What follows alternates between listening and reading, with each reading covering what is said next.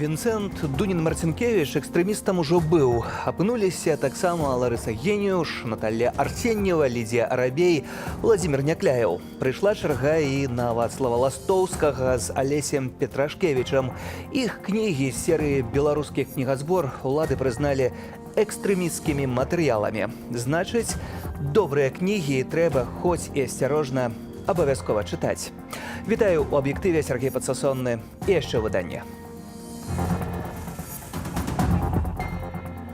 Быўчэчка, цяпер Шмыт, чарговы паляк збег у Беларусь. Гэтым разам суддзя, ён кажа, цярпеў у Польшчы за сваю пазіцыю. У Варшаве гавораць пра магчымую здраду ды праблемы з законам. Шокуjąca інфармацыя. Шакавальная інфармацыя. Не магу гэтага пракаментаваць, але, напэўна, гэта быў нехта ангажаваны ў палітычную гонку на папярэдніх выбарах. Мы беларусы, мірныя людзі. Лукашэнкаўскі міністр Алейнік дэкларуе гатовасць да перамоваў ды абяцае, што агрэсіі з нашай тэрыторыі не плануецца.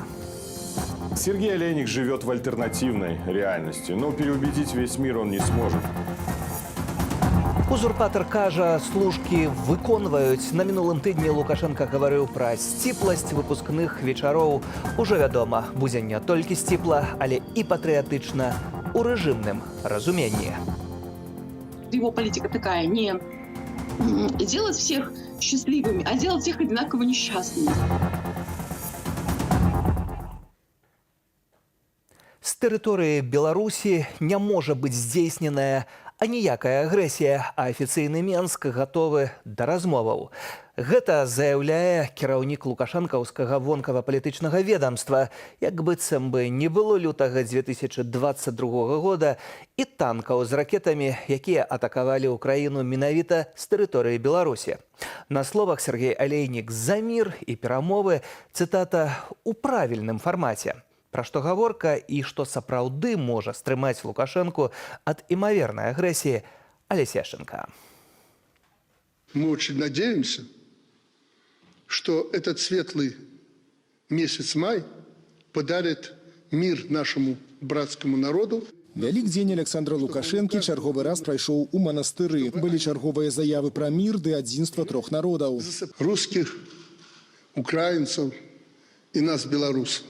На словах за мір і кіраўнік замежнапалітычнага ведамства Лукашэнкі. Сергей Алейнік даў інтэрв'ю расійскаму прапагандысцкаму выданню РИА Новости. І зноў паўсюль ворагі ды агрэсары. У сваю чаргу Беларусь. Беларусь заўсёды была і застаецца міралюбівую дзяржаваю. З тэрыторыі Беларусі ніколі не зыходзіла і не будзе зыходзіць пагроза. Згодна з нашай канстытуцыяй, з тэрыторыі Беларусі не можа быць здзейсненая аніякая агрэсія. Гэта непарушныя пастулаты.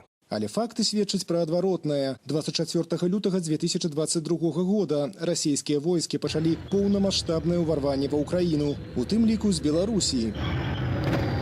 Паводле інфармацыі маніторынгавага праекту «Беларускі гаюн», за першыя паўгода вайны з тэрыторыі Беларусі па ўкраіне выпусцілі прынамсі 721 ракету. Гэта арыентавана на беларускую публіку. Это тая ж самая ідэя, што ўвогуле мы за мір, што дзякуючы Лукашэнку Беларусь не ўцягнута ў вайну, што Лукашенко гарант міру. Ну і вось это працяг, заява Алейніка, гэта працяг этой линии. Алейник говорит об этом, потому что он боится ответственности. Потому что, кстати, буквально недавно Совет министров иностранных дел Совета Европы дал поручение генеральному секретарю данной организации приступить к переговорам с Совет Европы Украина по вопросу заключения соглашения о создании трибунала ответственности за агрессию против Украины. Апроч міру, афіцыйны Менск за перамовы. Больш за тое, часткаю гэтага працэсу бачыць сябе. Будем надеяться, что рано или поздно эти переговоры возобновятся, но они возобновятся действительно в правильном формате. Што ж гэта за слушны фармат? Гэта відавочна паўтарэнне пазіцыі Крамля, паколькі Крэмль ужо заяўляў аб тым, што любыя перамовы па вырашэнні гэтай вайны Расіі супраць Украіны без удзелу Расіі і, канешне ж, яе сатэлітаў для таго, каб павысіць вагу галасоў Крамля, лічацца нелегітымнымі. Усё часцей пра неабходнасць перамоваў Масква і яе саюзнікі кажуць па меры набліжэння мірнай канферэнцыі ў Швейцарыі, куды не запрасілі ані Расіі, ані Беларусі. Саміт мае адбыцца 15-16 чэрвеня. Перед замежной политикой Москвы стоит задача, калі не сорвать швейцарскую конференцию, якую спрабуюць ладзіць Украина и партнеры на Заходе, то хоть бы минимизовать яе значение, яе палітычны ўплыў. Тым часам у НАТО неафіцыйна назвалі два сцэнары, у якіх альянс можа ўмяшацца ў вайну ва ўкраіне. Першы сцэнар акурат тычыцца Беларусі. Калі Менск уступіць у вайну, умяшаецца і НАТО. Пра гэта паведамляе польскае выданне «Жэчпасполіта» са спасылкаю на італьянскае выданне «Ля Рэпубліка». Я не думаю, што гэта нейкая будзе падстава для дзеянняў НАТО, паколькі, мне здаецца, все выдатна разумеюць, што Лукашенко гэта проста яшчэ адзін інструмент уплыву Крамля на сітуацыю, і відавочна, што тут толькі ад Крамля залежыць, ці будзе гэты інструмент выкарыстаны. Паводле заходніх медыяў, другая сітуацыя, якая можа змусіць краіны альянсу ўмяшацца ў вайну, вайсковая правакацыя супраць Польшчы ці краінаў Балтыі. Зрэшты, сродкі гібрыднай вайны Кремль у дачыненні гэтых краінаў выкарыстоўвае не першы год. Алесь Яшченко, Белсад. У Менску пра мір у слушным фармаце, а ў Расіі іх МЗС заяўляе, што Масква нанясе ўдары па аб'ектах Лондану як ва ўкраіне, так і за яе межамі у выпадку, калі ЗСУ будзе атакаваць тэрыторыю Расіі брытанскай зброяй. Гэткую пагрозу вонкава-палітычнае ведамства краіны-агрэсара перадала наўпрост амбасадару Вялікай Брытаніі ў Расіі Найджелу Кейсі. Акрамя гэтага, Пуцін зноў загадаў сваёй арміі правесці вучэнне з тактычнай ядравай зброяй. А вось заходняя прэса піша пра тэракты на тэрыторыі Еўропы, якія рыхтуюць на Лубянцы. Руслан Ігнатовіч.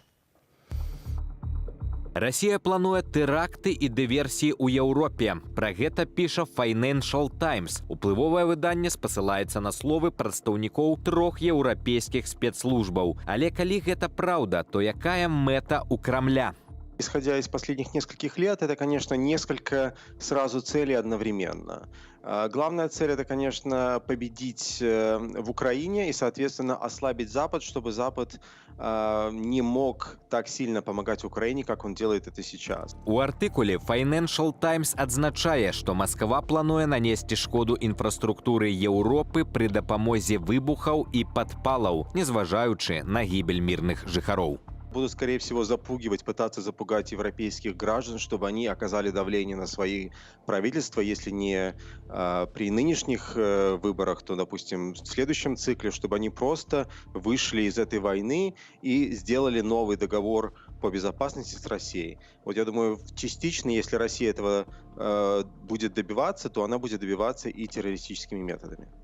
Летась і сёлета на тэрыторыі краінаў Еўрапейскага звязу ўжо фіксавалася некалькі дыверсіяў. Financial Times нагадвае, што ў красавіку ў Вялікай Брытаніі двое мужчынаў падпалілі склад з грузамі, прызначанымі для дапамогі Украіне. У Швецыі спецслужбы расследуюць серыю нядаўніх чыгуначных катастрофаў, за якімі можа стаяць Расія. Я бы очень не исключал, что Российская Федерация может это провести какие-то террористические акты, какие-то диверсии, но при этом прямо ни в коем случае не показав себя. Верагодна, адна з мэтаў менавіта таемных аперацыяў у тым, каб пазбегчы эскалацыі, што ўзнікае ў выніку адкрытых аперацыяў, запуску ракетаў, адпраўкі самалётаў, адпраўкі войскаў, якія ствараюць эскалацыйную праблему. Расія не хоча дапусціць сітуацыі вайны з НАТО. Расія хоча не дапусціць трапляння зброі ва ўкраіну, але пры гэтым любыя больш сур'ёзныя дзеянні пагражаюць эскалацыяй. Так што Расія будзе працягваць рабіць тое, што яна робіць цяпер. На фоне папярэджанняў заходнімі выведкамі сваіх урадаў аб магчымых тэрактах з боку Расіі, Пуцін загадаў у найбліжэйшы час правесці вучэнні ў прымяненні тактычнай ядравай зброі. Выконваць пастаўленыя задачы адведзена паўднёвай вайсковай акрузе Расіі на мяжы з Украінай. Паводле прэс-сакратара Пуціна Дмітрыя Пяскова, гэта будзе адказам на магчымае перакідванне войскаў НАТО ва Ўкраіну. Што можа супрацьпаставіць гэтаму альянс? Мобілізацыя альянсу, мобілізацыя НАТО, Евразвязу, нарошчванне і адраджэнне абароннай прамысловасці ў сітуацыі непасрэднай небяспекі, трансфармацыя арміі і большыя інвестыцыі ў войска, агульныя вучэнні. Усё, што робіцца, мае значэнне. Гэта паказвае сілу паўночна-атлантычнага альянсу. Сёння ж у расійскі МЗС выклікалі амбасадараў Францыі і Вялікай Брытаніі. Апошняму у ведамстве Сергея Лаўрова заявілі, што калі ЗСУ нанясуць удары брытанскай зброі па тэрыторыі Расіі, то Масква адкажа ударам па вайсковых аб'ектах Лондану за межамі Украіны. Руслан Ігнатовіч, Белсат. І ў працяг яшчэ адна гарачая заява ад расійскага МЗС. Масква будзе ўспрымаць з'яўленне ва ўкраіне самалётаў F-16 як носьбітаў ядравай зброі, незалежна ад іх камплектацыі. Заява вонкава-палітычнага ведамства Расіі змяшчае ў сабе намёкі на ядравыя ўдары па аэрадромах, дзе будуць дыслакаваныя гэтыя знішчальнікі. І цяпер іншая, не менш важная і скандальная тэма.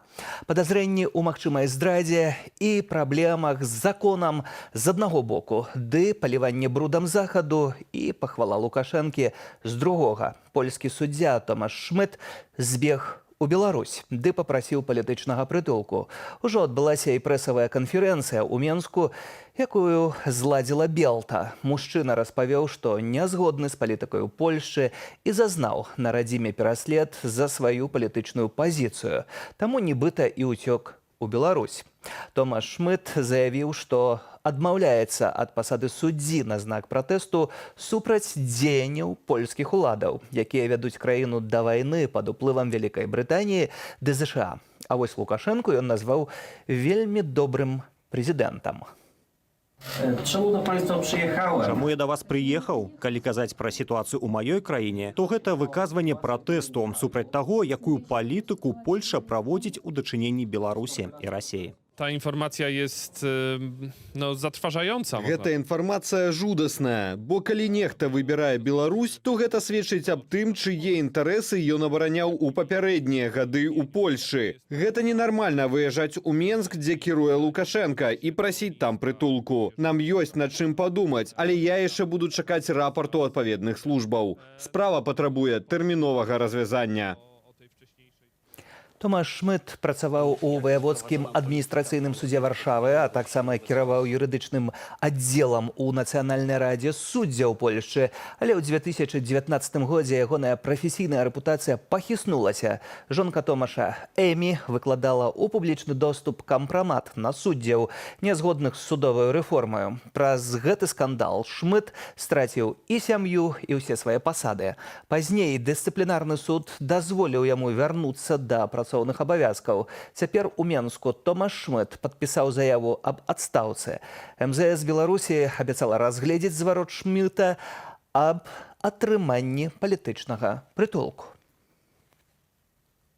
Шокуjąca інфармацыя. Шакавальная інфармацыя. Не магу гэтага пракаментаваць, але, напэўна, гэта быў нехта ангажаваны ў палітычную гонку на папярэдніх выбарах. Справа цалкам скандальная. Я ў шоку, калі казаць шчыра. Але мелі ж мы папярэдняга здрадніка. Здаецца, што гэта трошкі падобны выпадак. Як я разумею, расійская прапаганда лічыць, што яна ўжо вядзе вайну з НАТО. Але не, мы саюз абаронны. Савецкі саюз адзін раз ужо кінуў выклік цэлым НАТО і праз гэта распаўся. Перад Томашам Шмытам палітычнага прытулку ў рэжыму Лукашэнкі прасіў польскі жаўнер Эміль Чэчка. У Польшчы супраць яго завялі крымінальную справу за дэзерцірства, а ў Беларусі з ягонай сітуацыяй скарыстала прапаганда. У сакавіку 2022 года Чэчку знайшлі павешаным. Ён пахаваны ў Беларусі.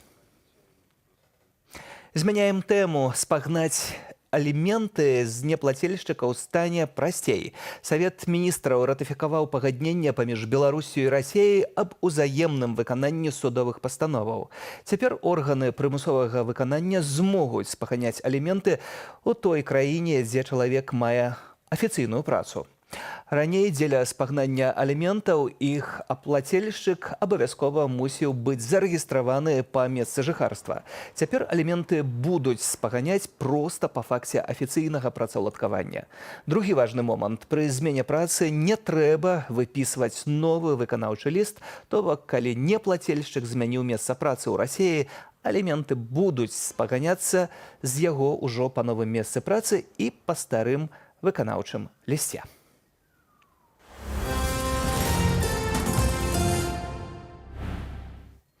Пераносімся ў Парыж. Першы візіт кітайскага лідара ў краіну еўразвязу з 2019 году. Пасля сусветнай пандэміі каронавірусу, эскалацыі вакол Тайваню ды на фоне эканамічных войнаў з заходнім светам і пачатку поўнамаштабнага канфлікту ва ўкраіне. Другі дзень Сі Цзіньпін знаходзіцца ў Францыі. На чарзе яшчэ адна краіна еўразвязу – Угоршчына, потым Сербія. А што пасля? Уладзіслаў Корсак. Сі Цзіньпін у Парыжы. Яго прымае Эммануэль Макрон. Мы хотели б падзяліцца з вами у духу сяброўства і даверу нашымі разнагалоссямі і асцярогамі ды паспрабаваць іх пераадолець. Відавочна, што будучыня нашага кантыненту залежыць таксама ад нашай здольнасці працягваць развіваць збалансаваныя адносіны з Кітаем. Сярод тэмаў для абмеркавання эканоміка, найперш нармалізацыя гандлёвай палітыкі паміж Кітаем і еўразвязам, а таксама вайна ва ўкраіне і крызіс на Близкім Усходе. Визит Си Цзиньпина показывает, что дружба с Европой, именно экономические крепкие отношения, они все еще в приоритете, потому что это огромный объем торговли, это сотни миллиардов долларов. Однако Китай и позиционирует себя как мирного игрока, он пропагандирует свою формулу мира, которая заключается в том, что нужно прекратить огонь, отвести силы. Паводле Сі Цзіньпіна, КНР мае намер працаваць з Францыяй і ўсёй міжнароднай супольнасцю над пошукам шляхоў выйсця з украінскага крызісу. Еўрапейская дыпламатыя падтрымлівае. Прэзідэнт Сі адыграў важную ролю ў дээскалацыі безадказных ядравых пагрозаў з боку Расіі. І я ўпэўненая, што прэзідэнт Сі працягне рабіць гэта на фоне далейшых ядравых пагрозаў з боку Расіі. З іншага боку, вядома, што афіцыйны Пекін падтрымлівае Расію на дыпламатычным узроўні. Паводле ж крыніцаў у Кангрэсе ЗША, КНР дзеліцца з расейцамі спадарожнікавымі здымкамі украінскага фронту, а таксама перадае агрэсару необходные для протягу войны абсталявання и технологии. В Китае у власти какие бы ни были коммунисты. Коммунисты, они догматики. И для Китая война, которая происходит в Украине, это война с Западом. Ограничение помощи, да, может наступить, но за это Китай будет еще и торговаться. Китай, у адрозненні ад Расіі і Беларусі, ёсць сярод 160 краінаў, запрошаных на чэрвеньскі саміт міру ў Швейцарыі. Штопраўда, кітайскі бок яшчэ думае, ці браць у гэтым саміце ўдзел, калі ж Захад зможа дабіцца ад Китаю большага спрыяння ў спыненні вайны ва ўкраіне, то... Он сможет надавить на Путина, лично Си Цзиньпин, там, условно, на Владимира. Пора останавливать. Если Владимир по каким-то причинам, Владимир Путин, не захочет останавливаться, то Китай может заблокировать перемещение грузов, товаров, микроэлектроники, всего. Вот просто всего, и это будет очень болезненно для Российской Федерации. Пакуль жа Сі Цзіньпін паабяцаў адкрыць кітайскі рынок для заходніх кампаніяў. Маўляў, ён разумее эканамічныя наступствы для Еўропы ад вайны ва ўкраіне. Европейский Союз, конечно, намеревается хотя бы на уровне заявлений добиться поддержки своих мирных инициатив, например, по Украине, добиться каких-то послаблений или отхода Китая от жесткой позиции по, например, поддержке своих производителей тех же электромобилей и достичь других договоренностей по расширению взаимной торговли. Пасля Францыі кітайскі лідар наведае Вугоршчыну і Сербію. Тут, паводле аналітыкаў, найперш будуць абмяркоўвацца менавіта эканамічныя пытанні. Гэтыя дзве краіны ёсць брамаю для рэалізацыі кітайскага праекту «Новы шаўковы шлях» – глобальнай транспартнай ініцыятывы для перамяшчэння грузаў і пасажыраў па сушы з Кітаю ў краіны Еўропы. Уладзіслаў Корсак, Белсат. І неспадзяванка з ЗША. Жонка Барака Обамы Мішель можа стаць кандыдаткаю на прэзідэнцтва. Сваю кандыдатуру на ейную карысць можа зняць дзейны прэзідэнт Джо Байден. Прычыны дзве. Амерыканцам не падабаецца век Байдена для яшчэ 4 гадоў прэзідэнцтва і падабаецца ідэя мець прэзідэнтку. Былую першую лэдзі ўжо залучылі ў пералік патэнцыйных кандыдатаў.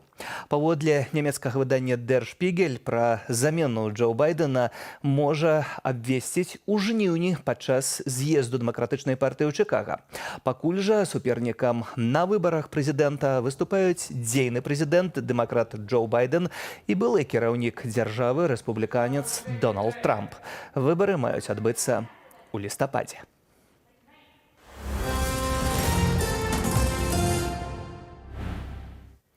Вяртаемся ў Беларусь. Лукашенко кажа, верныя служкі бягуць выконваць. Узурпатар даручыў узяць пад жорсткі кантроль арганізацыю выпускных вечароў.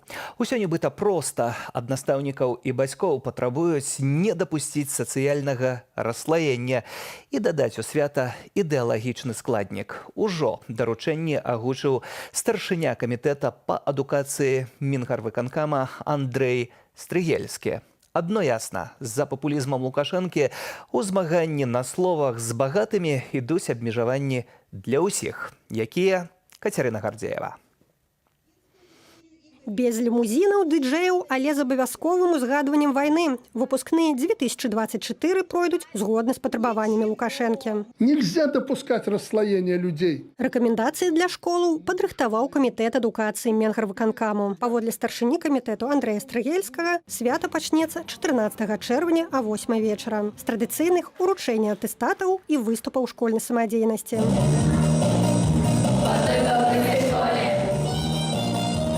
Канцэрты сёлета дададуць ідэалагічны складнік. Сярод іншага, дзецям прапануюць распрацаваць нумары пра 80годдзе вызвалення Беларусі ад нямецка-фашысцкіх захопнікаў і пра так званы год якасці. З 20-х годаў у Беларусі ўжо аўтарытарны рэжым, які перайшоў да адкрытых таталітарызму. То бок рэжым, ён таксама зрабіў крок у эвалюцыі ці ў дэградацыі, тут як это ўжо разумець. Вось.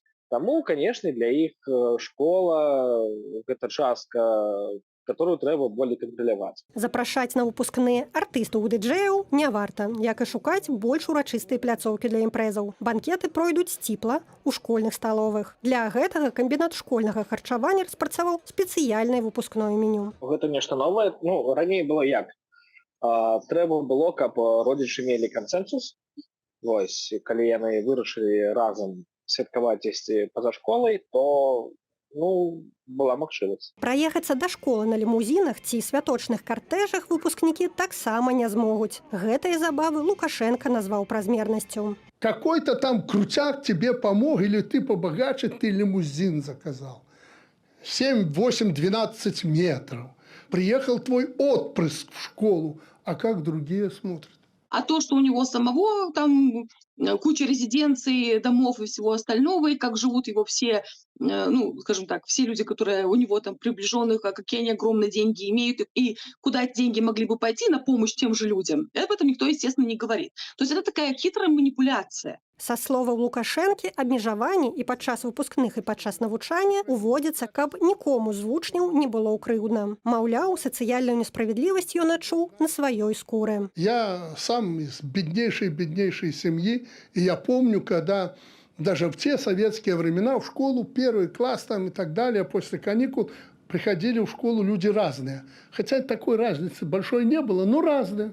Я с тех пор помню, что дети после каникул должны прийти в школу примерно одинаково. Один этот день ничего в жизни и в судьбе детей не изменит, но если постоянно делать уравниловку, в принципе, как принцип жизни, то это, конечно, демотивирует, потому что люди все разные, да, то есть у всех разные способности, разные, скажем так, стремления разные и так далее. А если не будет никакой, как объяснить, ну, то есть никак это не будет оценено, не будет вообще ни для чего это нужно, тогда зачем к чему-то стремиться? Сёлета са школою развітаецца больш як 11,5 тысяч 11-класнікаў. Пасля заканчэння абавязковай праграмы вучняў запросяць у школьныя двары або ў найбліжэйшыя паркі. Там пад кантролем настаўнікам дзецям прапануюць сустрэць іхны першы дарослы світанак. Кацярына Гардзеева, Белсат.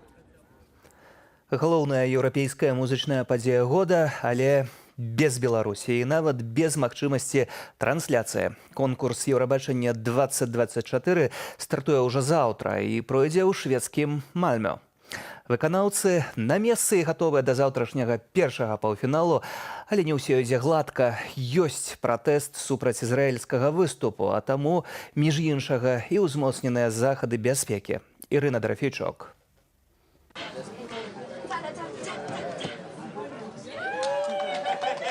У трэцім паводле велічыні горадзе Швецыі Мальмё адбылася цырымонія адкрыцця найбуйнейшага ў свеце тэлевізійнага музычнага конкурсу. 36 з 37 канкурсантаў Еўрабачання прайшлі па традыцыйнай туркусовай дарожцы. Гэта песня пра дабро і любоў, якія можна аб'яднаць. А таксама пра стойкасць і сілу жанчын, бо цяпер шмат якія жанчыны нясуць свет на сваіх плячах. Цяпер удзельнікі конкурсу рэпетуюць свае выступы. Паўфіналы сёлетняга Еўрабачання адбудуцца 7 і 9 траўня, а пераможцу вызначаць 11 траўня. Там сейчас эти возможных победителей называют представителей таких стран, как Швейцария, как Нидерланды, как Хорватия. Причем, что интересно, что некоторые из этих стран, например, в прошлом году, да, уже показывали свои достаточно яркие с политическим подтекстом номера. Паводле новых правілаў, прадстаўнікі краінаў Вялікай пяцёркі і краіны-гаспадыні сёлетняга конкурсу упершыню выступяць ужывую падчас паўфіналаў. Вялікая Брытанія, Нямецчына і Швецыя ў першым, Францыя, Італія, Іспанія ў другім. Пры гэтым, як і раней, яны аўтаматычна трапляюць у фінал. Раньше в финале можно было голосовать только после того, как прозвучали все песни, а в этом году можно будет встречаться уже с самых первых минут, тогда, когда уже музыканты начнут петь. Пад асаблівай аховай у Мальме дэлегацыя Ізраілю праз вайну, якую краіна вядзе з Хамасам. Паводле арганізатараў, прадстаўніца Ізраілю Эден Галян не выйшла на публіку, бо на дзень адкрыцця Еўрабачання ў Ізраілі прыпаў нацыянальны дзень жалобы, дзень памяці ахвяраў Галакосту. Вельмі важна сёлета прэзентаваць нас з гонарам і годнасцю, ды агучыць наш голас, усіх нас, усіх нашых закладнікаў, якіх мы маем вярнуць дадому як мага хутчэй, цяпер, і паказаць усім, што мы тут, мы моцныя, мы цудоўны, прыгожы і моцны народ. Арганізатары ўвялі ўзмоцненыя захады бяспекі, у тым ліку запрасілі паліцыю з Даніі і Нарвегіі. У Швецыі жывуць больш за 1,5 мільёна мусульманаў, якія падтрымоўваюць Палестыну. У горадзе адбываюцца акцыі пратэсту супраць удзелу Ізраілю ў сёлетнім конкурсе.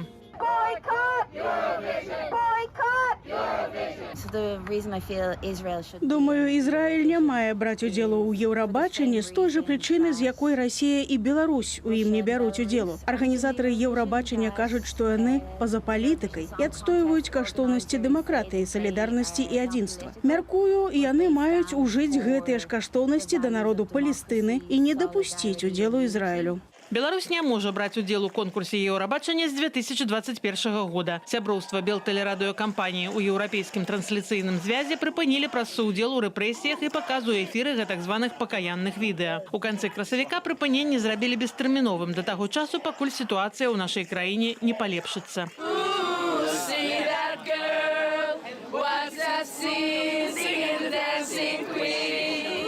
Паглядзець з Беларусі выступы ўдзельнікаў можна на каналах Еўрабачання на Ютьюбе або ў Тык-току, а таксама на афіцыйным сайце конкурсу.